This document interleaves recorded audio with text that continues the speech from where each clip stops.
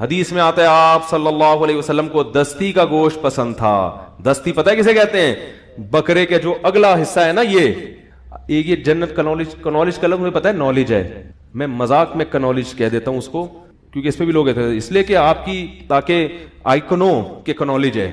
اور اتنا لوگ اعتراض کرتے ہیں کہ مجھے ڈر ہوتا ہے کنائف سے مجھے نہ مار دیں کہیں, ٹھیک ہے. تو مجھے پتا ہے یہ کیس سائلنٹ ہے, ویسے ہی میں تھوڑا سا چٹکلے کے لیے, کچھ اب لوگوں کے اپنے مزاج بھی ہوتے ہیں نا, وہ مجبور ہوتے ہیں اس مزاج سے. بھائی تو اپنا مزاج تھوڑی کسی کی وجہ سے چینج کیا جا سکتا ہے. تو وہ جو ہے کہ رسول اللہ صلی اللہ علیہ وسلم دستی کا گوشت کھاتے تھے. پائے جو ہے نا, پائے یہ دستی کے اچھے ہوتے ہیں, پچھلے پائے مزے کے. لوگ پتہ ہے ران والی جو وہ کیا ہے یار, ٹانگ جو ہے نا, اس کے پائے سمجھتے ہیں چونکہ یہ بہت بھاری ہیں, بڑے ہیں, تو یہ زیادہ اچھے ہوں گے. ایسا نہیں ہے. جانور کا جو ویٹ ہے نا وہ اگلے پاؤں پہ زیادہ ہوتا ہے, پچھلے پاؤں پہ کم. پورا ویٹ اگلے پاؤں پہ ہوتا ہے. تو وہ جیسے باڈی بلڈر بازوؤں سے جو ویٹ اٹھائے گا تو اس کے بازوؤں میں طاقت, اور جو ویٹ نہیں اٹھاتا اس کے بازوؤں میں طاقت نہیں ہوتی. اسی وجہ سے بکرا, اس کے جو اگلے پاؤں ہے نا ان میں طاقت زیادہ ہوتی ہے. تو پائے جب پکایا کریں, اگلے ٹانگوں کا پکایا کریں, اس میں رس زیادہ نکلے گا, اس میں چکناہٹ اور قوت اور پروٹین زیادہ ہوتے ہیں. تو دیکھو نبی صلی اللہ علیہ وسلم کو دستی کا گوشت کیا تھا, بکرے کی جو ران ہے نا, جو اگلی ٹانگ, ان کا گوشت پسند تھا. اور نبی صلی اللہ علیہ وسلم گوشت کیسے کھاتے تھے؟ انحش اللحم نحشن, ترمذی میں باب باندھا ہے کہ نبی صلی اللہ علیہ وسلم دانتوں سے گوشت کو ایسے, اس کا اپنا مزہ ہے. چھری سے کاٹنا بھی کھایا ہے آپ صلی اللہ علیہ وسلم نے, لیکن صحابی اس صفت کو بھی ہائی لائٹ کر رہے ہیں کہ نبی کیسے گوشت کھا رہے تھے. اب اگر مجھے کوئی بکرے, میں لوگوں کو اکثر کہتا ہوں دعوت ہے بھائی تصویر نہ بناؤ, کیونکہ میرے سامنے راؤنڈ رکھ دیتے ہیں اور ویڈیو بنا رہے ہوتے ہیں. لوگ کہیں گے پتہ نہیں کیا پھوڑنے پھاڑنے والا ایک مولوی پیدا ہو گئے, بکرے کھا رہے ہیں. ایک دفعہ ہم سوراب روڈ پہ بیٹھے ہوئے تھے, وہ جو مشہور ہوٹل ہے, تو وہاں کی روٹیاں اتنی بڑی بڑی ہوتی ہیں. میرے سامنے اتنی بڑی روٹی رکھی اور تصویر فیس بک پہ, ایسا لگ رہا تھا یہ جائیدادیں کھانے کے لیے یہاں بیٹھا ہوا ہے. میں نے وہ تصویر ہٹوائی, میں نے کہا اللہ کا واسطہ ہٹاؤ, لوگ سمجھ رہے ہیں پتہ نہیں کیا کھانے آئے یہاں پہ, اتنی بڑی روٹی تھوڑی میں کھا سکتا ہوں یار. تو نبی صلی اللہ علیہ وسلم نے ران کا گوشت کھایا ہے. ہم اگر کھا رہے ہوں تو لوگ بولیں یہ دیکھو رانے پھوڑ رہے ہیں بیٹھ کے.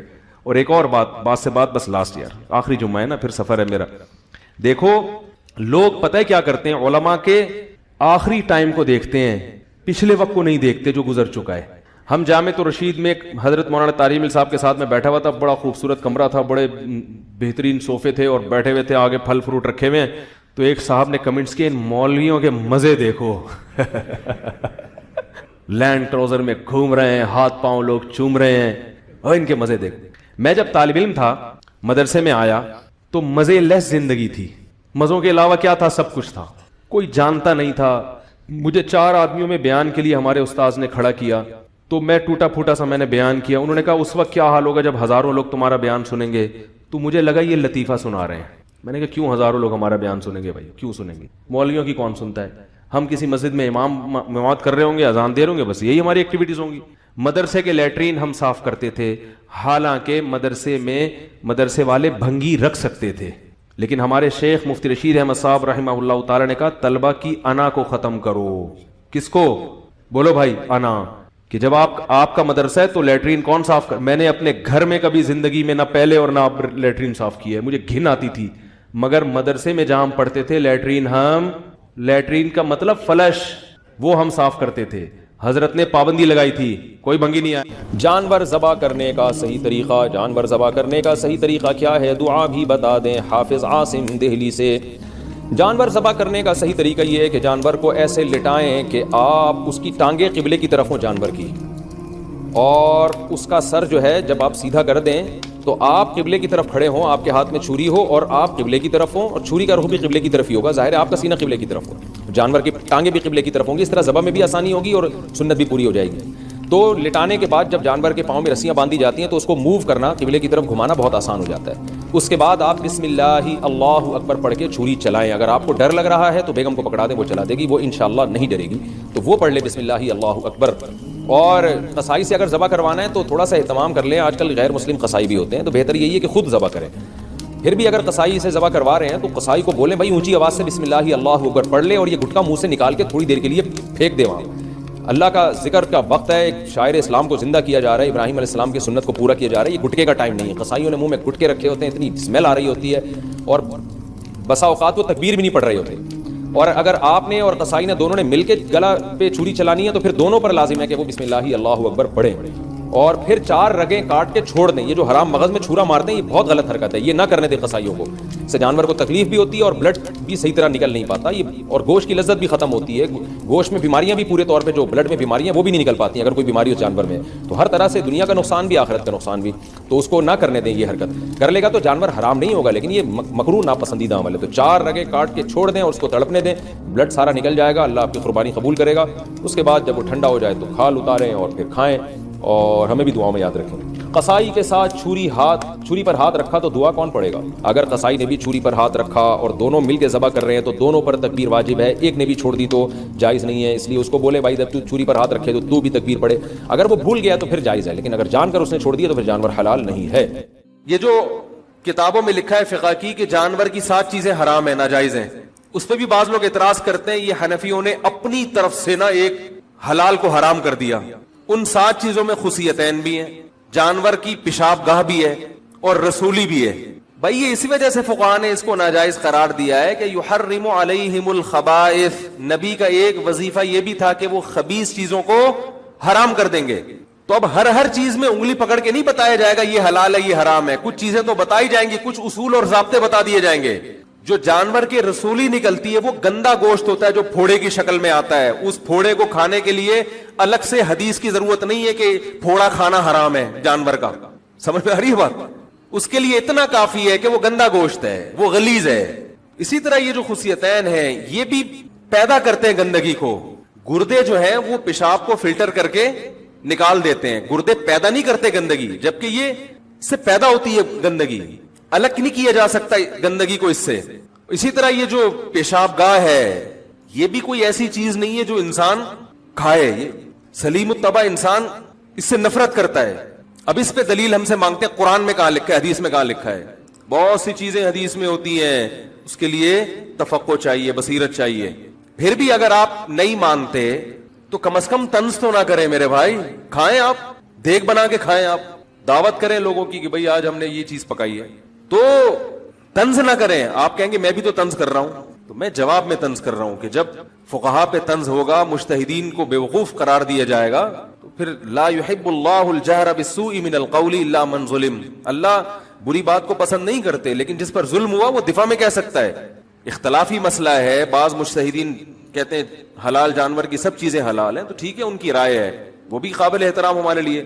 لیکن اگر امام حنیفہ نے کہہ دیا کہ یہ چیزیں حلال جانور کی بھی حرام ہے, ناجائز ہیں, تو آپ ابو حنیفہ پہ طنز نہیں کر سکتے, اس لیے کہ آپ کی مینٹل اپروچ وہاں تک پہنچی نہیں ہے. تو آپ یہ کہہ دو بھائی میں ابو حنیفہ کو نہیں فالو کرتا, ٹھیک ہے. جو شافعی مسلک کو فالو کرتے ہیں وہ بھی ہمارے بھائی ہیں, وہ ہم پہ طنز نہیں کرتے, ہم ان پہ طنز نہیں کرتے. لیکن جو طنزیہ اسٹائل ہے نا, یہ جہل مرکب کی دلیل ہے. یہ اس کی دلیل ہے کہ آپ جاہل بھی ہیں اور آپ کو یہ پتہ بھی نہیں ہے کہ آپ جاہل ہیں. سمجھ رہے, کم سے کم پتہ تو ہوگا مجھے نہیں آتا کچھ. تو جب لباس کو پاک رکھنے کا حکم, تو باڈی کو اس سے زیادہ, اور انٹیریئر جو ہے وہ اس سے بھی زیادہ, تو اس میں کوئی مشکوک چیز بھی نہ جائے. جس کے تبھی امام حنیفہ نے اس کو حرام نہیں کہا, مکروہ تحریمی, ناپسندیدہ. تحریمی کا مطلب غلط, چھوڑ دو, لیکن ایسا حرام نہیں ہے جیسے سور اور کتا حرام ہے, کیونکہ اس میں اختلاف ہے. تو ہم بھی کہتے ہیں مکروہ ہے بھائی کھانے کے لیے, اور تم کٹاکٹی جا کے کھا رہے ہو, کم وقتوں معذرت کے ساتھ, تم اور کھانے کے حلال چیزیں کم ہیں دنیا میں. کٹاکٹ میں دونوں قسم کے آتے ہیں, وہ والا کٹاکٹ, تو کچھ اور بھی تو کھا سکتے ہو. تو یہ, اور اس پہ بہت دلائل ہیں, لیکن وہی بات ہے ٹاپک ہی چینج ہو جاتا ہے, پھر میں الگ ہی ٹریک پہ چل نکلتا ہوں. وہ ایسا ہی ہے جیسے آپ لاہور جا رہے تھے, راستے میں پانی کے لیے اترے, اتنا دور چلے گئے کہ سرگودا پہنچ گئے آپ, تو بھائی قریب میں مل گیا تو ٹھیک ہے, نہیں تو واپس آؤ, بیٹھ جاؤ ٹرین میں. تو کوشش میں اب بھی یہی کروں گا, جو ٹاپک ہے اس کو لے کے چلوں. دائیں میں تھوڑا بہت گئے تو واپس ٹرن مارا کھڑکی سے دوبارہ داخل, پھر آگے چلے. پڑھ کر خنزیر کھا رہے ہیں, آپ اہل علم کی کیا رائے ہے؟ دیکھو اہل علم سے ہی پوچھا جائے گا نا ان کی کیا رائے ہے. تو اہل علم کا اس مسئلے میں اختلاف ہے. حضرت مفتی تقی عثمانی صاحب اس کو جائز سمجھتے ہیں. ہم نے نیوٹرل ہو کے جو تحقیق کی ہے تو ہماری رائے میں بھی یہ جائز ہے. اس لیے نہیں کہ حضرت مفتی تقی صاحب کا فتویٰ ہے, بلکہ نیوٹرل ہو کے جامعۃ الرشید کے ایک پورا پینل تھا جس نے 1 سال تک بینکنگ کو پڑھا ہے, جس میں بھی اس کا ایک ممبر تھا. تو ہمارے دورے ہوئے, پورا سسٹم جو ہمیں اشکالات تھے وہ ختم ہوئے ہمارے. تو پوری تحقیق کے بعد ہم نے فتویٰ دیا, میں نے بھی, کہ بھئی یہ شرن کیا ہے, بولو جائز. بنوری ٹاؤن کے علماء کہتے ہیں جائز نہیں ہے, ان کی اپنی تحقیق ہوگی. ایسے موقع پہ جب علماء کا اختلاف ہو جائے تو آپ کو جس اسکالر کی بات پہ اعتماد ہو آپ اس کی بات پر عمل کر لیں, عوام کے پاس اس سے زیادہ کر نہیں سکتے. دوسرا, حضرت مفتی تقی عثمانی صاحب تو بینکنگ کے ماہر بھی ہیں, بہت زیادہ مہارت ہے ان کی, دنیا گھومے ہوئے ہیں, بینکنگ کو پڑھائے سمجھائے. باقی کوئی بنوری ٹاؤن کا عالم اعتراض کرے تو بات سمجھ میں آتی کہ عالم ہے نا, لیکن آج کل ایک عام اسکالر سے اعتراضات کر رہے ہیں مذہبی, وہ بھائی تمہیں کیا پتا یار, وہ کہتے کان ادھر سے پکڑو ادھر سے پکڑو, ایک ہی بات ہے. کسی چیز کو جائز یا ناجائز کرانے کے لیے صرف اتنی بات کہ کان ادھر سے پکڑو ادھر سے پکڑو. اسلامک بینکنگ کی روح میں اور سودی بینکنگ کی روح میں بڑا فرق ہے. اسلامک بینکنگ میں لون ہے ہی نہیں, سمجھ میں ہر یہ بات, شاید لون کا لفظ استعمال کرتے ہیں, لون نہیں ہے, وہ 6 عقود پر اس کی بنیاد قائم ہے, مزاربہ, مشارکہ, بیع سلم اور مرابحہ اور استثناء اور اجارہ, یہ پراپر عقود ہوتے ہیں باقاعدہ. اب دیکھنے میں ویسا ہی لگ رہا ہے نا, تو دیکھنے میں ایسا ہی ہے, حقیقت میں ایسا نہیں ہے. تبھی اسلامک بینکنگ کی جو فائنینسنگ ہے وہ بہت محدود پیمانے پر ہوتی ہے. عام بینکوں میں تو جب چاہو جتنا چاہو قرضہ اٹھا کے دے دیں گے. تو میں جانتا ہوں کچھ مذہب سے محبت کرنے والے بھی اسکالرز ہیں جو بیچارے نادان دوست کی طرح اسلامک بینکنگ کے خلاف کورٹ میں کیس کر رہے ہیں. ان کو پتہ نہیں ہے کہ آپ اخلاص میں کیسا اس امت کا بیڑا غرق کر رہے ہیں. انہوں نے کیس یہ کیا ہے اسلامک بینکنگ کے خلاف کہ یہ اور سودی بینکنگ ایک ہی ہے, لہذا اس کو پروموٹ نہ کرو, حالانکہ وہ مخلص لوگ ہیں. او بھائی, ابھی الحمدللہ چیف آف آرمی اسٹاف نے بھی ایکشن لیا ہے, کہا جاتا ہے اس پہ کہ یہ سودی بینکنگ کو ختم کرنا ہے, اور بھی ہمارے اسمبلیوں میں بھی اس پہ بحث ہو رہی ہے, اور اب اس کے خلاف ایک مضبوط آواز, اس میں سب سے بڑا کریڈٹ تو حضرت مفتی تقی عثمانی صاحب کو جاتا ہے, جماعت اسلامی والوں کو بھی بڑا کریڈٹ جاتا ہے اس کا, انہوں نے بھی بڑا اس پہ محنت کی ہے. تنظیم اسلامی کے جو شجاع الدین شیخ صاحب ہیں, ان کی بڑی ایفرٹس ہیں اس میں سودی بینکنگ کے خلاف. تو ان سب کی محنت کا بھی پھل کھانے کا وقت آ رہا ہے, الحمدللہ آ رہا ہے وہ وقت. حتیٰ کہ جو سودی بینکنگ ہے وہ بھی, ان کو بھی ڈر ہو گیا کہ بیٹا یہ ہم سب کی یعنی سیٹ اپ ہی نہ بند ہو جائے, وہ بھی اب اسلامک ونڈو کھول رہے ہیں. لیکن اس موقع پر نادان دوست کی طرح ہمارے کچھ مذہبی محبت کرنے والے صحافی اسکالرز اٹھ رہے ہیں, اور وہ یہ بحث کر رہے ہیں کہ یہ دونوں ایک ہی چیز ہے, لہذا اسلامک بینکنگ پہ کو بین کیا جائے. اور جو سودی بینکنگ کو پروموٹ کرنا چاہ رہے ہیں وہ ان کے دست و بازو بنے ہوئے ہیں کہ ہاں بھائی ایک ہی چیز ہے, کان ادھر سے پکڑو ادھر سے پکڑو.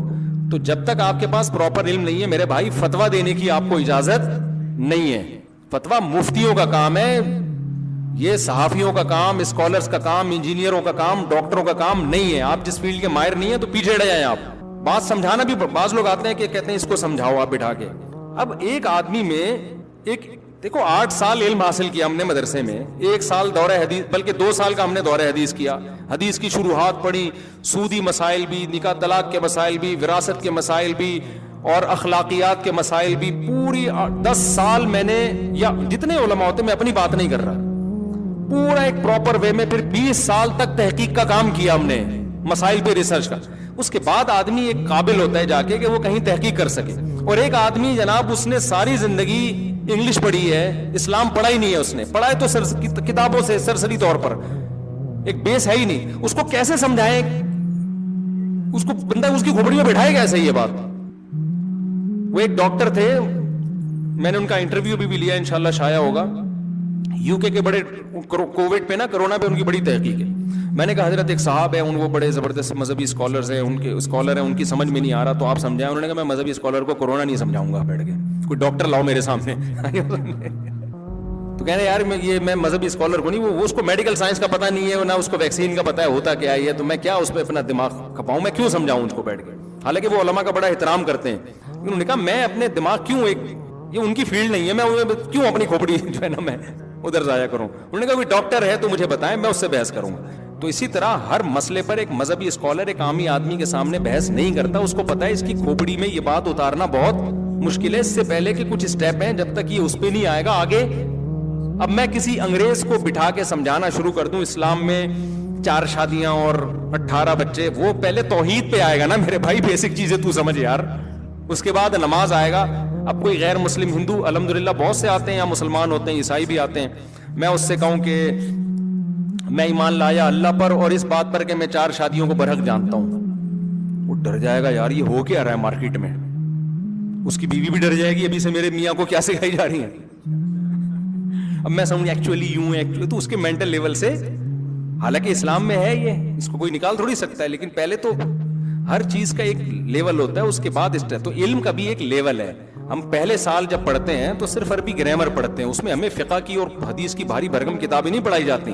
بہت معمولی سی ایک آسان سی کتاب ہوتی ہے، عربی سیکھو پہلے بھائی، اور چند حدیثیں فضائل سے متعلق، پھر آہستہ آہستہ دوسرے سال اس سے مشکل، پھر فقہ اور حدیث، پھر ہوتے ہوتے ہوتے ہوتے تفسیر، پھر بلاغت، بہت. پھر اس کے بعد بھی جب فارغ ہونے کے بعد ہم کہتے ہیں جو فارغ ہوا ہے ابھی فارغ ہی ہے، وہ پریکٹیکل لائف میں وہ زیرو ہے.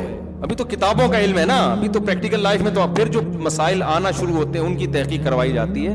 15-20 سال کے بعد جا کے آدمی اس قابل ہوتا ہے کہ وہ یہ کہہ سکے کہ اب میں کسی مسئلے پر تحقیق کرنے کی مجھ میں صلاحیت پیدا ہوئی ہے. ورنہ اس پروسیس سے اگر نہیں گزرا ہے، تحقیق کے نام پہ لوگوں کو الو بناتا رہے گا، اور اس سے بھی جو بڑے بے وقوف ہیں وہ الو بنتے رہیں گے. کہیں گے زبردست خاندانی بات کی ہے. ابے تمہیں خاندانی لگ رہی ہے نہیں خاندانی، کیونکہ تم اس سے بھی بڑے فارغ ہو. کسی عالم سے پوچھو کہے گا بالکل فارغ ہے یہ فضول باتیں کر رہی ہے. اور کمال کی بات ہے یہ اسکالرز پھر کہتے ہیں ہم علماء کو نہیں مانتے، نہ علماء ہمیں مانتے ہیں، ہمیں اس پہ خوشی ہے.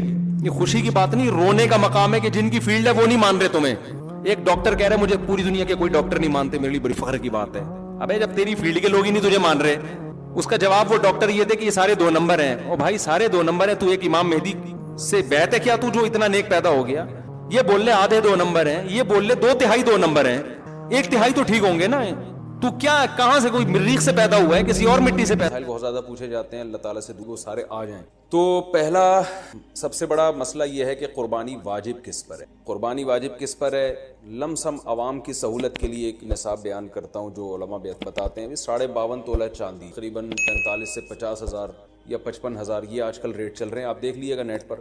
تو اتنی مالیت کا کسی کے پاس سونا ہو یا چاندی ہو یا تجارتی مال ہو، تجارتی مال کہتے ہیں وہ سامان جو بیچنے کے لیے آپ نے، یا کیش رقم ہو، یا یہ کہ ضرورت سے زائد سامان. ضرورت سے زائد سامان کہتے ہیں وہ سامان جو پورے سال بھی استعمال نہ ہو. تو ایسی کوئی چیز اگر آپ کے پاس اتنی مالیت کی پڑی ہوئی ہے، یا ایک نہیں 2-4 چیزیں مل کے اتنی مالیت کو پہنچ جاتی ہیں، یعنی خلاصہ یہ نکلا کہ آپ کے جو استعمال میں آنے والی چیزوں کے علاوہ آپ کے پاس اتنی مالیت کی مال موجود ہے، اور ضروری خرچے اس میں سے نکال دیں، قرضے نکال دیں، وہ سب نکال کے بھی اتنے پیسے آپ کے پاس بچتے ہیں 50 55 60 ہزار تک، تو پھر آپ پر قربانی واجب ہے. یہ بہت مختصر بتا رہا ہوں کیونکہ اگر میں اس کی نصاب کی ڈیٹیل میں گیا تو پورا کلپ اسی میں نکل جائے گا.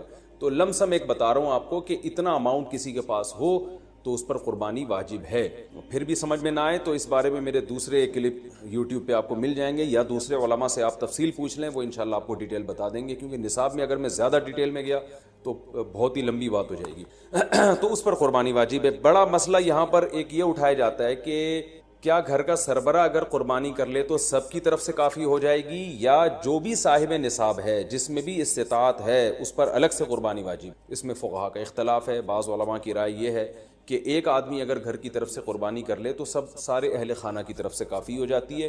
اور اس کے بارے میں بعض تابعین سے آثار منقول ہیں، مصنف ابن ابی شیبہ کی روایات ہیں. لیکن ہماری رائے یہ ہے، اور بر صغیر کے علماء کی رائے یہ ہے، اور امام ابو حنیفہ رحمہ اللہ تعالیٰ کی بھی رائے یہی ہے کہ ہر شخص پر الگ سے قربانی واجب ہے اگر وہ صاحب نصاب ہے. اور اس کی 2 دلیلیں بہت مضبوط ہیں. سب سے مضبوط دلیل رسول اللہ صلی اللہ علیہ وسلم کی حدیث ہے، من وجد سعة لأن يضحي فلم يضحي فلا يقربن مصلانا.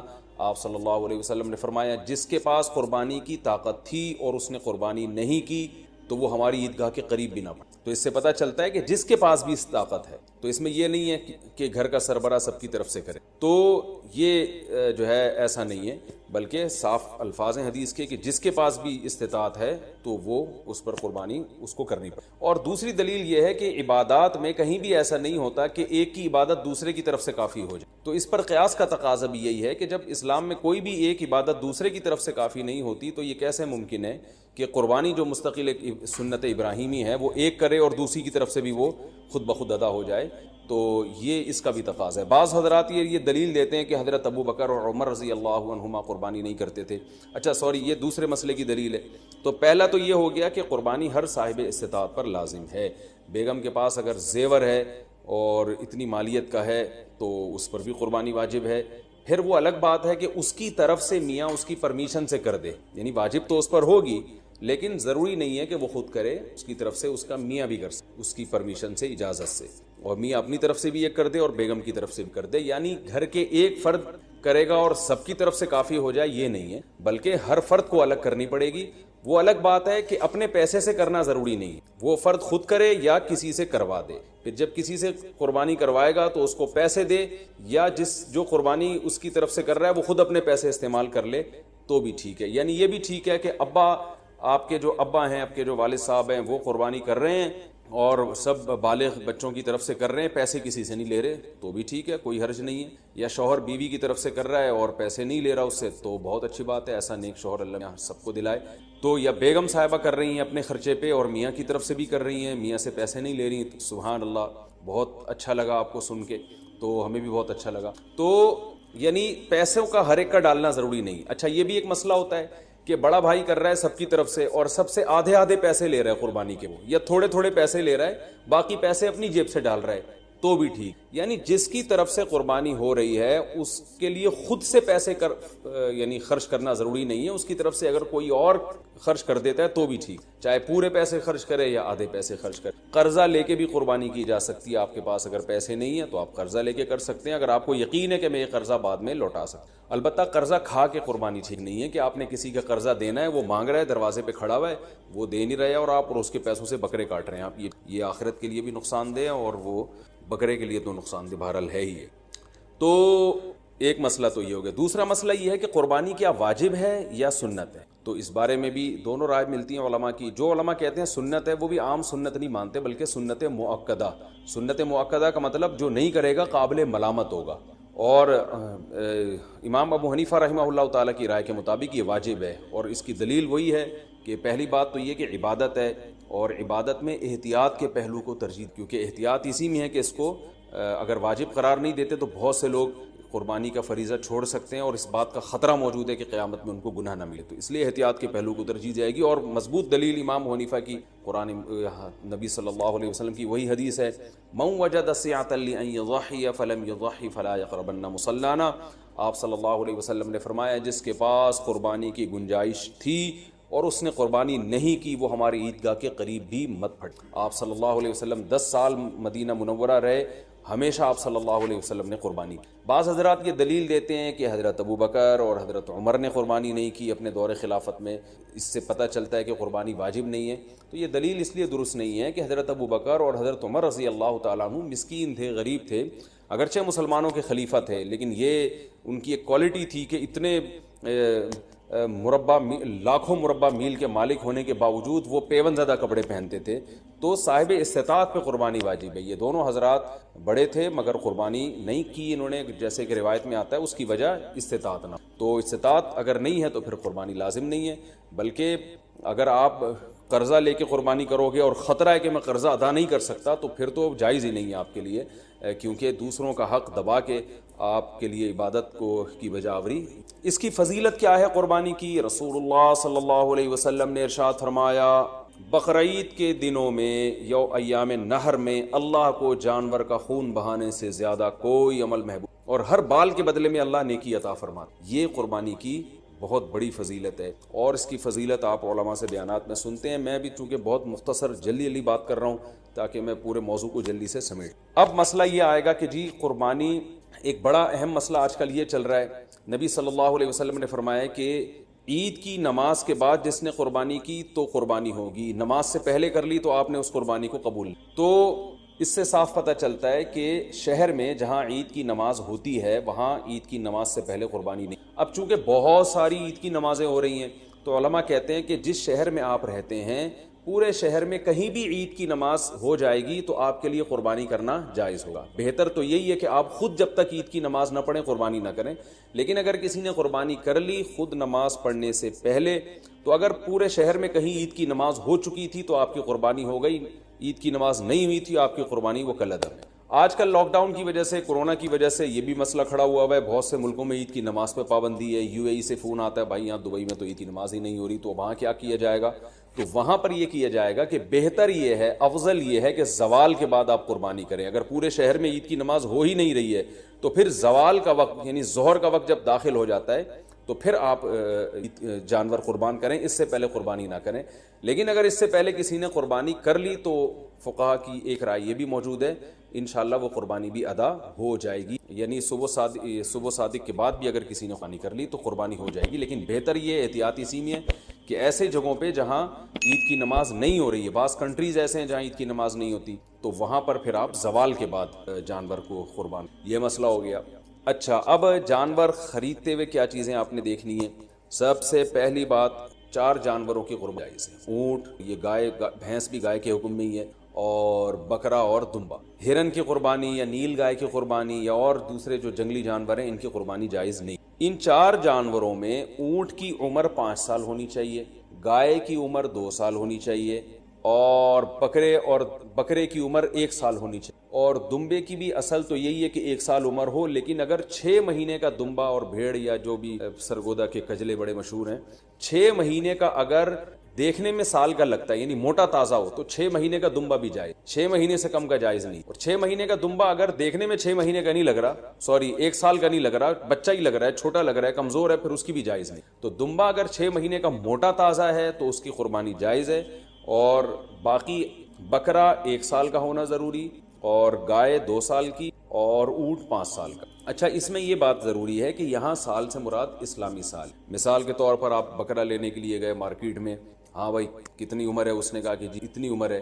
تو آپ اس سے سیدھا یہ پوچھیں کہ بھائی پچھلے سال بقرعید سے پہلے یہ پیدا ہو چکا تھا کہ نہیں؟ اگر پچھلے سال بقرعید سے پہلے پیدا ہو چکا تھا تو اس سال بقرعید میں اس کی قربانی جائز. بلکہ پچھلے سال اگر بقرعید والے دن پیدا ہوا تھا تو اس سال بقرعید والے دن جب وہ ٹائم گزرے گا تو اس ٹائم میں بھی اس کی قربانی جائز ہو جائے گی، کیونکہ پورا سال اسلامی سال گزر چکا ہے. دانتوں کا اعتبار نہیں ہے، یاد رکھیں. لوگ دانت کو زیادہ فوکس کر رہے تھے، 2 دانت ہے کہ 4 دانت ہے کہ کھیرا ہے، تو دانت کا اعتبار نہیں ہے. اصل حکم ہے جانور کی عمر کا، کہ گائے 2 سال ہو، اور 2 سال میں یاد رکھیں دانت پورے، جو ماہرین ہیں نا جو بچڑے پالتے ہیں وہ کہتے ہیں 2 سال میں دانت نکلتے نہیں ہیں، 2 سال پورے ہونے کے بعد نکلنا. تو اگر آپ کو کسی جانور کے بارے میں یقین ہے کہ اس کی عمر 2 سال ہو چکی ہے تو آپ اس کی قربانی کر سکتے ہیں بچڑے کی، چاہے وہ کھیرا ہی. البتہ مارکیٹ میں لوگوں کو پتہ نہیں چلتا، جھوٹ بہت چلتا ہے، تو اس لیے لوگ دانت دیکھتے ہیں، کیونکہ دانت اگر نکلے ہوئے ہوں 2 دانت ہیں تو اس کا یقین ہوتا ہے کہ 2 سال سے اوپر کا ہی ہے. اس لیے لوگ دانتوں کو فوکس کر رہے ہوتے ہیں کہ سامنے والے کا پتہ نہیں ہوتا کہ سچ کہہ رہا ہے کہ جھوٹ ہے. لیکن اگر آپ کو سامنے والے کی بات پر اعتماد آ جائے اور وہ یقین دلا دے آپ کو کہ بھئی یہ 2 سال کا بچڑا ہے، تو پھر بے شک کھیرا بھی ہو تو آپ اس کی قربانی کر سکتے ہیں. اور بکرا اگر 1 سال کا ہو چکا ہے، یقین ہو گیا آپ کو، کسی بھی طرح سے یقین ہو گیا، تو پھر بے شک کھیرا بھی ہو اس کی قربانی بھی آپ کر سکتے ہیں. یہ تو ہو گیا جی جانور کے بارے میں. عیب کون سا ہو جانور میں جس کی وجہ سے قربانی نہیں ہو؟ بہت زیادہ سوال پوچھیں، اٹھا کے لوگ چیک کر رہے ہوتے ہیں، پلاسٹک کی تو نہیں لگی ہوئی. تو اب چونکہ زیادہ تر لوگ سب سے پہلے دم ہی چیک کرتے ہیں تو ہم شروع بھی دم ہی سے کرتے ہیں. تو جانور کی جو دم ہے اگر آدھی کٹی ہوئی ہے تو اس کی قربانی جائز نہیں ہے، آدھی سے کم کٹی ہوئی ہے تو قربانی جائز. تو اس سے پتہ چلتا ہے کہ پوری دم ہی اگر چپکائی ہوئی ہے یا سی ہوئی ہے تو بھی قربانی جائز ہے. تو کم سے کم آدھی دم، آدھی سے زیادہ دم اس کی سلامت ہونی چاہیے. اس سے تھوڑی بہت کٹی ہوئی ہے تو اس سے کوئی فرق نہیں. کان کا بھی یہی حکم ہے، کان اگر آدھا کٹا ہوا ہے تو قربانی جائز نہیں ہے، آدھے سے کم کٹا ہوا ہے تو قربانی جائز ہے. بعض دفعہ ایسے کان نہ چرے ہوئے ہوتے ہیں تو اس سے کوئی فرق نہیں پڑتا، قربانی اس کی بھی. آنکھ کا حکم یہ ہے کہ ایک آنکھ کی اگر بینائی نہیں ہے تو قربانی جائز ہے. بینائی ہے لیکن کم نظر آتا ہے اور جانور دیکھ لیتا ہے گھاس ماس کو تو بھی ٹھیک ہے، یعنی پوری نظر کا 6/6 ہونا ضروری نہیں ہے. البتہ بالکل ہی ایک آنکھ کی بینائی غائب ہو تو پھر اس کی قربانی درست نہیں. لنگڑا پن اتنا ہو اگر جانور میں کہ وہ بیچارہ لنگڑے پن کی وجہ سے آپ اس کو ذبح کرنے جہاں لے جانا چاہتے ہیں نا وہاں تک بھی نہیں جا سکتا، پہیے لگا کے دھکا دینا پڑ رہا ہے آپ کو اس کو، تو پھر تو قربانی جائز نہیں ہے. تھوڑا بہت لنگڑاتا ہو لیکن چل لیتا ہو تو قربانی ایسے جانور کی جائز ہے. یہ ہو گیا جانور کے عیب کے بارے میں. خارشی جانور ہو، خارش زدہ جانور، تو اگر خارش اتنی ہے کہ اسکن سے اس کے گوشت کے اندر تک وہ اثرات پہنچے ہوئے ہیں اور اس کی وجہ سے بہت زیادہ لاغر ہو کے ہڈیوں کا ڈھانچہ بن گیا ہے، تو ایسی قربانی، ایسے جانور کی قربانی جائز نہیں ہے. لیکن اگر ایسی ہی خارش ہے اس جانور کو تو اس سے کوئی فرق نہیں پڑتا. آج کل انسانوں کو آپ کو پتہ ہے اتنی تو جانوروں میں ہو گئی، کیا مسئلہ ہو گیا اس سے. سینگ کے بارے میں بھی لوگ بہت سوال پوچھتے ہیں کہ جانور کا سینگ کٹا ہوا ٹوٹا ہوا تو قربانی جائز ہے یا نہیں. بالکل جائز ہے. آج کل تو جانور کے پیدائشی سینگ گھس دیے جاتے ہیں تو وہ جائز ہے. البتہ جانور کا سینگ اگر ٹوٹ گیا چوٹ لگنے سے اور ایسا ٹوٹا کہ جڑ سے اکھڑ کے نا اس کے دماغ ہل جاتا ہے پھر، تو ایسے جانور کی قربانی پھر جائز نہیں ہے. لیکن اس طرح ہوتا نہیں ہے. کوئی حادثہ ہو جائے تو پھر تو ہوتا ہے جانور کے ساتھ، نارملی ایسا ہوتا نہیں ہے. تو اس لیے منڈی سے جب آپ جانور خریدا کریں تو سینگوں پہ زیادہ غور نہ کیا کریں، تمیز سے جانور، لیکن اس میں زیادہ وہمی بننے کی ضرورت نہیں. خصی جانور کی قربانی بھی جائز ہے، اور بعض لوگ اس کو صحیح نہیں سمجھتے، لیکن صحیح حدیث سے ثابت ہے، آپ صلی اللہ علیہ وسلم نے خصی جانور کی قربانی کی ہے. اچھا، دودھ والے جانور کی قربانی بھی جائز ہے، لیکن اس کا دودھ پینا جائز نہیں ہے. ہاں جب جانور ذبح ہو گیا تو پھر جانور کے ہر آپ جو ہے گوشت سے بھی فائدہ اٹھا سکتے ہیں، دودھ سے بھی فائدہ اٹھا سکتے ہیں. تو اگر آپ نے جانور قربانی والے جانور جو ابھی ذبح نہیں ہوا اس کا دودھ آپ نے پیا تو دودھ نکالا تو صدقہ کرنا پڑے گا. اچھا، دوسری بات حاملہ جانور کی قربانی، یعنی وہ گائے جس کے پیٹ میں بچہ ہو. یہ سوال بہت زیادہ پوچھا جاتا ہے. تو دیکھیں، اگر وہ گائے جس کے بالکل بچہ ہونے والا ہے، یعنی پورا بچہ بن چکا ہے، بچے کی ولادت کا وقت قریب ہے، تو بہتر یہ ہے کہ ایسے جانور کی قربانی نہ کی، ناپسندید. لیکن جائز ہے، قربانی ادا ہو جائے گی، بہتر یہ ہے کہ نہ کی جائے. اور اگر گائے گابھن ہے اور وہ ابتدائی مرحلے میں وہ حمل ہے اس کے، تو پھر اس میں کوئی، یعنی پھر بہتر بھی یہی، پھر اس میں کوئی حرج نہیں، اس کی قربانی آپ کر سکتے. تو اگر آپ جانور لے کر آ گئے، بعد میں پتہ چلا کہ اس گائے کے پیٹ میں تو بچہ ہے، تو اب چونکہ لا چکے ہیں، واپس تو کرنا آپ کے لیے بہت مشکل ہے. منڈی میں کون لے کے جائے گا اس کو؟ کراچی کی منڈی کو دیکھ کے ہم تو مسائل بتاتے ہیں بھائی. یہاں تو کیچڑ اب بارش میں ماشاءاللہ اتنا ہو گیا ہے کہ لوگ کیچڑ میں تیرتے ہوئے جا رہے ہیں منڈی میں. تو اب وہ اس گابن گائے کو آپ لے کے کیسے جائیں گے؟ تو پھر کوئی حرج نہیں ہے، آپ اس گابن گائے کو بھی ذبح نہیں ہے اس میں. ہاں، اس میں سے بچہ جب نکلے تو وہ بچہ اگر زندہ ہو تو فوراً اس کو بھی ذبح کر دیں آپ، تو اس کا گوشت بھی حلال ہو جائے گا. اچھا، لوگ یہاں ایک سوال پوچھتے ہیں اس معصوم بچے کا کیا قصور ہے؟ تو میں ان کو جواب دیتا ہوں کہ اس کی ماں کا بیچاری نے کون سے کبیرہ گناہ کیے جن کو آپ کاٹ رہے ہیں. تو جیسے بچہ معصوم ہے تو اس کی اماں بھی تو بیچاری معصوم. تو اللہ نے ہمارے لیے ان جانوروں کو حلال کیا، ہم ان کا گوشت کھا سکتے ہیں، اس لیے ہم ذبح کر سکتے ہیں. وہ بچہ اس کے پیٹ میں ہو تو بھی کر سکتے ہیں. میں نے کہا، بتایا کہ بہتر نہیں ہے، لیکن بہرحال قربانی ادا ہو جائے گی اور گوشت بھی اس کا بالکل حلال ہوگا، اس میں ٹینشن. تو یہ تو ہو گیا جی حاملہ جانور کے بارے میں. اچھا، جانور آپ منڈی سے لے کے آپ نے خریدا، بالکل سب سیٹ ماشاءاللہ فٹ فاٹ جانور تھا. آپ نے اس کو گاڑی میں چڑھایا، چڑھانے کے دوران اس کی ٹانگ وانگ ٹوٹ گئی اور وہ بیچارہ لنگڑا لولا ہو گیا. اس کو ذبح کر کے کھا لیں، وہ قربانی کے لائق ہے، اس کی قربانی جائز. یا اسی طرح گاڑی سے اتارتے ہوئے یا گھر میں جو ہے نا کھمبے سے باندھا آپ نے اور جانور نے کوئی شرارت کی یا کچھ مسئلہ ہو گیا جس کی وجہ سے آنکھ چلی گئی اس کی، یا کوئی ایسا عیب پیدا ہو گیا جس کی وجہ سے قربانی جائز نہیں ہوتی، تو اب اس کی قربانی ہونی تھی. وہ آپ پھر قصائی کو بھی بیچ سکتے ہیں اور خود بھی گوشت کھا سکتے ہیں. البتہ جانور کو جب ذبح کرنے کے لیے گرایا جاتا ہے، اس دوران اگر جانور کے کوئی ہاتھ پاؤں ٹوٹ گئے یا کوئی اندھا ہو گیا بیچارہ یا کچھ مسئلہ ہو گیا تو بے فکر رہیں، پھر کوئی حرج نہیں ہے. کیونکہ گراتے، یہ تو اللہ کا حکم ہے جانور کو گرا کے ذبح کرو، تو گرانے میں بعض دفعہ ایسا مسئلہ ہو جاتا ہے جس کی وجہ سے جانور میں کوئی عیب پیدا ہو جاتا ہے. تو ذبح کے دوران اگر کوئی عیب پیدا ہو گیا ہے تو بے فکر رہیں، اس سے کوئی فرق نہیں پڑتا، قربانی اس جانور کی حلال ہوگی.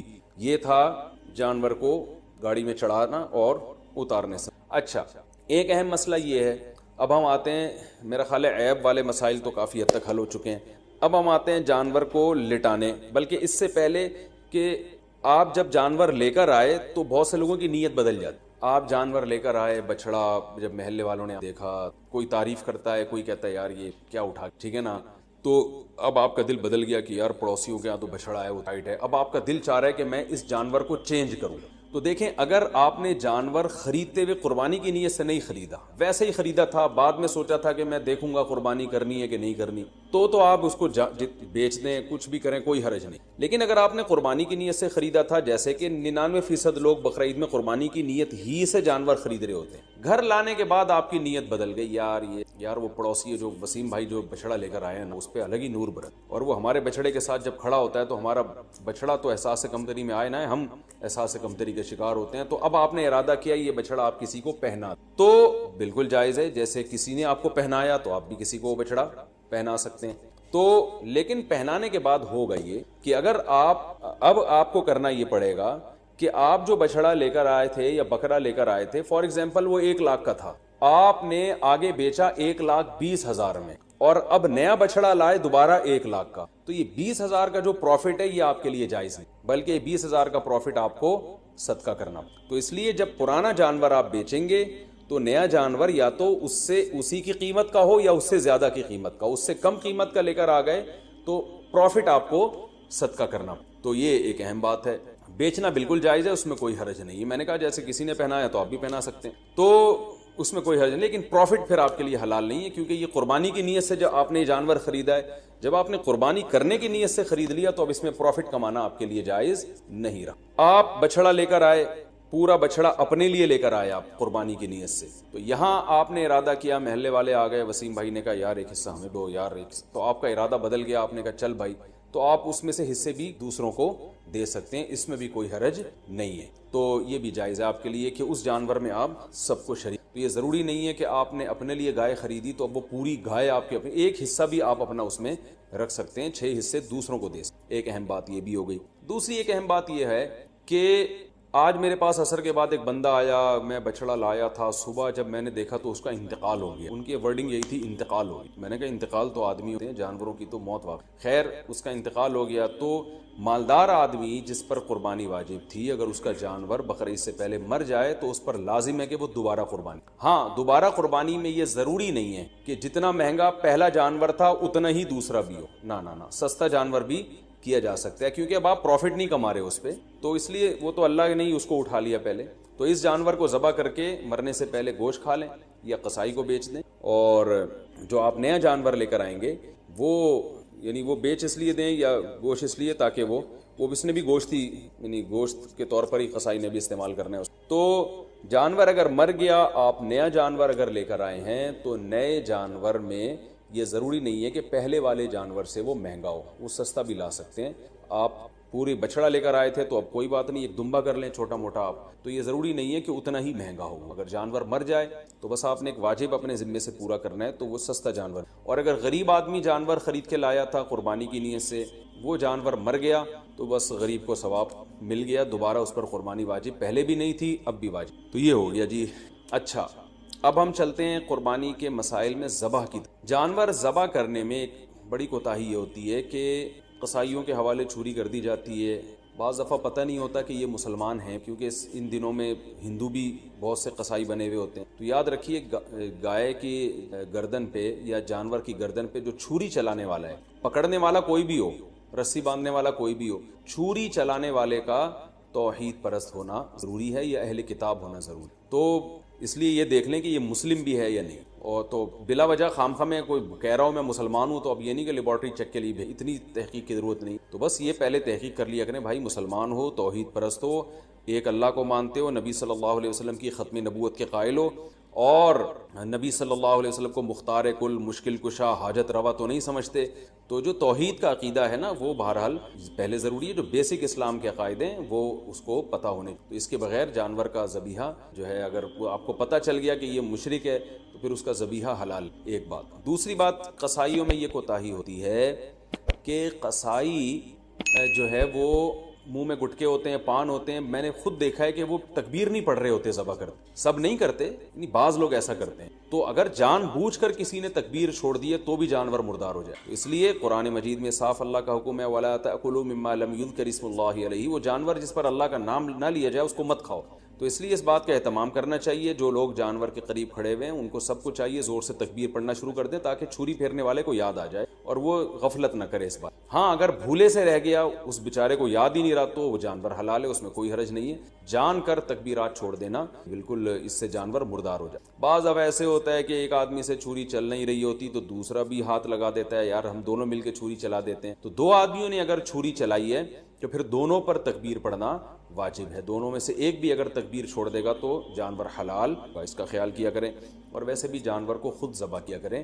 علماء کہتے ہیں کہ جانور ذبح کرنے والا جو جس کی قربانی ہے نا وہ خود ذبح کرے گا تو اس میں زیادہ ثواب ہے۔ ایک کوتاہی جو بہت عرصے سے میں بتاتا چلا آ رہا ہوں، قصائی جانور ذبح کرنے کے بعد 4 رگیں کٹنے کے بعد حرام مغز میں چاقو مار، یہ بالکل غلط ہے۔ صرف 4 رگیں کاٹ کے جانور کو چھوڑ دینا ہے تاکہ بلیڈنگ زیادہ ہو، اس کا خون نکل جائے باڈی سے۔ قصائیوں کے پاس ٹائم کم ہوتا ہے، وہ جلد بازی میں ہوتے ہیں، لہذا وہ کہتے ہیں کون اتنی دیر جانور کے ٹھنڈا ہونے کا انتظار کرے۔ بالکل ایسے ہی جیسے خواتین کو جب ڈیلیوری ہوتی ہے نا، بچہ پیدا ہوتا ہے، تو بعض گائنی کی ڈاکٹر کہتی ہیں کون اتنی دیر انتظار کرے گا، لاؤ چاپڑ، چاقو، کینچی لاؤ، پیٹ چاک کرو اور آپریشن کر کے بچہ باہر نکال۔ ہم نے دوسرا کیس بھی نمٹانا ہے۔ تو ہر آدمی جلدی میں گھوڑے پہ بیٹھا ہوا ہے، تو قصائی تو آپ کو پتہ ہے اس وقت جیٹ طیاروں پہ بیٹھے ہوئے ہوتے ہیں بقرعید والے دن، تو ان کے پاس اتنا ٹائم نہیں ہوتا جانور کی 4 رگیں کاٹیں پھر چھوڑ دیں، بلیڈنگ ہوگی، خون نکلے گا۔ وہ کہتے ہیں یار بس جلدی سے نا اس کے حرام مغز میں چاقو مارتے ہیں گردن میں، اور جانور کو تکلیف بھی ہوتی ہے اس سے اور جلدی مردار ہو جاتا ہے۔ اس کا نقصان یہ ہوتا ہے کہ جتنی بلیڈنگ ہونی چاہیے، خون نکلنا چاہیے، نکلتا نہیں ہے۔ تو اس سے 3 نقصان۔ پہلا نقصان مکروہ عمل ہے، یہ شریعت میں یہ طریقہ ہمیں ذبح کرنے کا نہیں بتایا۔ دوسرا نقصان، جو گوشت میں خون باقی رہ جاتا ہے، جو ذبح کرنے کا مقصد ہے وہ پورا حاصل نہیں ہوتا۔ تیسرا نقصان، گوشت کی لذت بھی کم ہو جاتی ہے۔ اور چوتھا ایک اور نقصان، گوشت میں جو بیماریاں ہیں آپ کو پتہ ہے بلڈ کی وجہ سے ہوتی ہیں، تو بلڈ اگر گوشت میں رہ جائے تو اس میں بیماریاں بھی رہ جاتی ہیں۔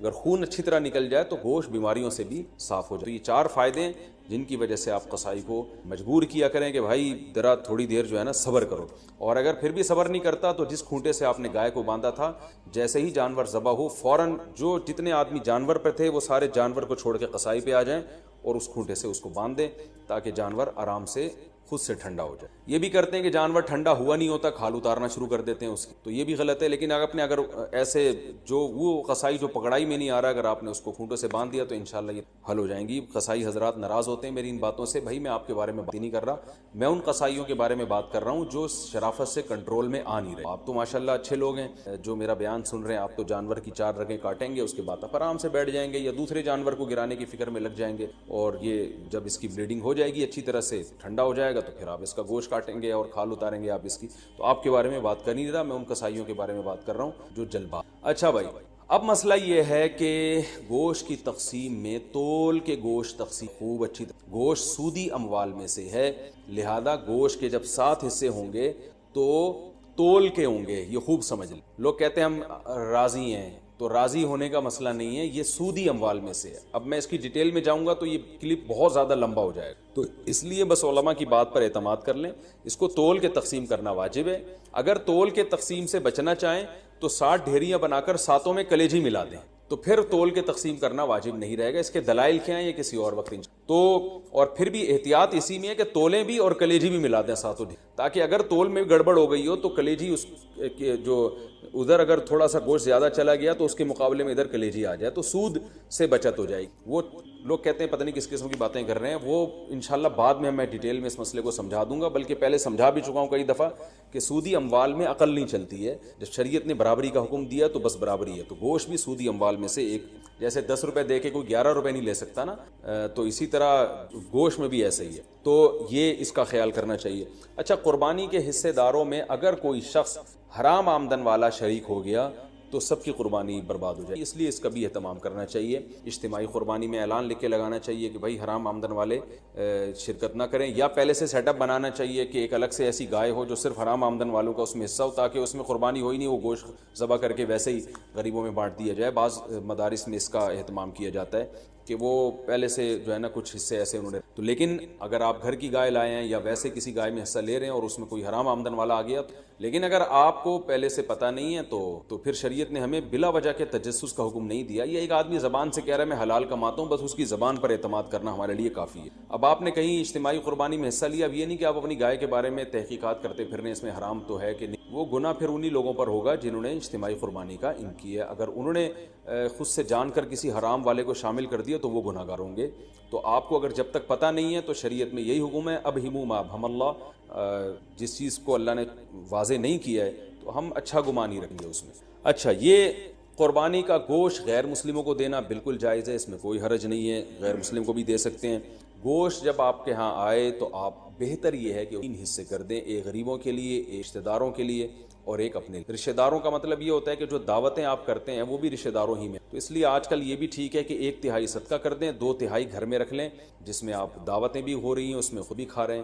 اور علماء نے بیان کیا بھائی جس کی اولاد زیادہ ہے, اہل و عیال زیادہ ہیں, اور تو وہ اگر پورا گوشت بھی گھر میں رکھ لے تو بھی ٹھیک ہے, اس لیے کہ اپنے اولاد کا, اپنے بچوں کا حق پہلے ہے. کیونکہ وہ اگر دمبا بیچارے نے ذبح کیا اور وہ 1/3 صدقہ کر دے گا تو 8-10 بچے, تو پھر وہ میرا خیال ہے وہ غریب آدمی کے بچے, تو پھر تو پورے سال بیچاروں کو گوشت نہیں ملتا. تو ایسے غریب آدمی کے لیے حکم یہ ہے کہ وہ پھر پورا گوشت بھی رکھ لے, یہ زیادہ بہتر ہے اس کے لیے. اور 1/3 گوشت صدقہ کرنا یہ بھی مستحب عمل ہے, کوئی فرض واجب نہیں, لیکن بہرحال اس پہ عمل کرنا چاہیے. کیونکہ قرآن مجید میں اللہ تعالیٰ کا ارشاد ہے کہ اطعموا القانع والمعتر, کہ خود بھی کھاؤ اور کلو منہا, خود بھی اس میں سے کھاؤ اور محتاجوں کو بھی اس میں سے کھلاؤ. خود بھی کھانا چاہیے, محتاجوں کو بھی کھلانا چاہیے. ایصال ثواب کے لیے قربانی, ابا اماں کی طرف سے قربانی, جو مرحوم ہے, دادا نانی کی طرف سے قربانی, یہ بالکل جائز ہے, اس میں کوئی حرج نہیں ہے. بعض صحابہ سے بھی ثابت ہے اور رسول اللہ صلی اللہ علیہ وسلم سے بھی ثابت ہے کہ آپ نے 2 مینڈے ذبح کی, ایک اپنے لیے اور ایک اپنی امت کے لیے. تو پتہ چلا کہ یہ قربانی اپنے لیے بھی ہو سکتی ہے اور اپنے علاوہ کسی اور کے لیے ہے. وہ کسی اور کوئی بھی ہو سکتا ہے, نبی صلی اللہ علیہ وسلم بھی ہو سکتے ہیں, آپ کے والدین بھی ہو سکتے ہیں, تو کوئی بھی ہو سکتا ہے. لیکن جب آپ کسی اور کے لیے قربانی کر رہے ہیں تو یا تو وہ دنیا سے جا چکا ہوگا یا وہ زندہ ہوگا. اگر دنیا سے جا چکا ہے تو وہ قربانی کا گوشت آپ خود بھی کھا سکتے ہیں, لیکن اگر وہ زندہ ہے تو اس کی پرمیشن کے بغیر اس کے لیے قربانی نہیں ہو, کیونکہ وہ ایک عبادت ہے اور جو زندہ آدمی ہے وہ عبادت کا اہل ہے. جب تک اس کی وہ نیت نہیں کرے گا خود تو اس کی قربانی نہیں ہوگی. تو وہ اس کی نیت کے لیے ضروری ہے کہ اس کو کم از کم اطلاع ضرور دی جائے اور وہ اس پہ راضی ہو, چاہے وہ زبان سے اجازت دے دے یا دل سے ویسے ہی راضی ہو, یعنی آپ کو پتہ چل جائے کہ یہ راضی ہے اس پر, تو بھی ٹھیک. اگر کسی نے وصیت کی تھی کہ میرے مرنے کے بعد میرے لیے قربانی کرنا اور مال چھوڑ کر گیا ہے وہ قربانی کا, تو پھر اس کی قربانی میں سے بھی گوشت کھانا جائز نہیں ہے, وہ قربانی بھی آپ کو وہ سارا گوشت صدقہ. اچھا بھائی, ایک مسئلہ یہ بھی ہے کہ قربانی کسی نے نہیں کی اور بعد میں خیال آیا کاش میں قربانی کا, تو یاد رکھیں بقرعید کے 3 دن جب گزر جائیں گے تو اس کے بعد قربانی اب جائز, یعنی اب قربانی جائز نہیں, کیونکہ وہ 3 دن گزر گئے, قربانی کا ٹائم ختم ہو گیا.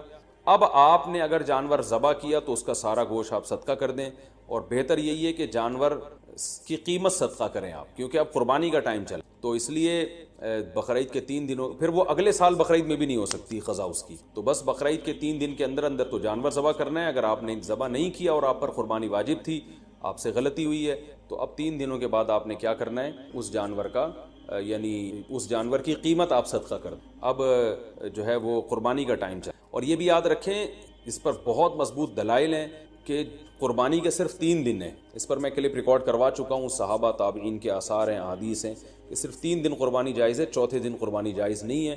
بہت ساری روایات ہیں اس پر صحابہ کرام کی, تقریباً اجماع ہے اس کے اوپر کہ چوتھے دن قربانی جائز نہیں ہے. اور جو چوتھے دن والی حدیث ہے وہ بالاتفاق ضعیف ہے. تو اس لیے اپنے اہم ترین عبادت کو آپ ضائع نہ کریں, جو اللہ نے ہمیں 3 دن بتائے ہیں اسی میں قربانی کریں, اور وہ اتنے دن ہیں کہ ہمیں چوتھے دن کی طرف جانے کی ضرورت بھی نہیں. لیکن اگر کوئی کر رہا ہے تو بحث مباحثہ نہ کریں, لڑائی جھگڑا یہ بھی اچھی چیز نہیں ہے. آپ خود احتیاط کریں, صرف 3 دن, اور جتنے لیٹ کریں گے قربانی کا ثواب کم ہوگا. پہلے دن سب سے زیادہ, دوسرے دن اس سے کم, تیسرے دن اس سے بھی کم. اچھا بھائی, اور مسئلہ کیا ہے کہ قربانی میں عقیقے کی نیت کرنا, یہ سوال بھی بہت پوچھا جاتا ہے. بالکل جائز ہے. آپ ایک گائے لے کر آئے تو آپ اس میں اپنے بچوں کا عقیقہ بھی کر سکتے ہیں, اور قربانی کا یعنی بیٹے کا, لڑکے کی طرف سے 2 حصے ڈال دیں اس میں, اور اپنی قربانی بھی کر لیں. یہ بھی یہ بھی بالکل. اچھا بھائی, اور نابالغ اولاد کی طرف سے قربانی, دیکھیں جو نابالغ اولاد کی طرف سے قربانی ہے اگر تو انشاءاللہ اس کو ثواب ملے گا. قربانی وہ آپ ہی کی طرف سے ہوگی, تو یعنی آپ ہی اس قربانی کے مالک ہیں. تو کیونکہ جو نابالغ ہے نا اس پر قربانی بہرحال واجب نہیں ہوتی, چاہے وہ کتنا ہی مالدار کیوں. اور اگر بالکل ہی چھوٹا بچہ ہے تو پھر اس کی طرف سے قربانی کا مطلب یہ ہوتا ہے کہ آپ خود ہی بس قربانی کر رہے ہیں, تو وہ قربانی کا اہل نہیں ہے, اس کی طرف سے قربانی نہیں ہوگی. ہاں اگر وہ سمجھدار ہے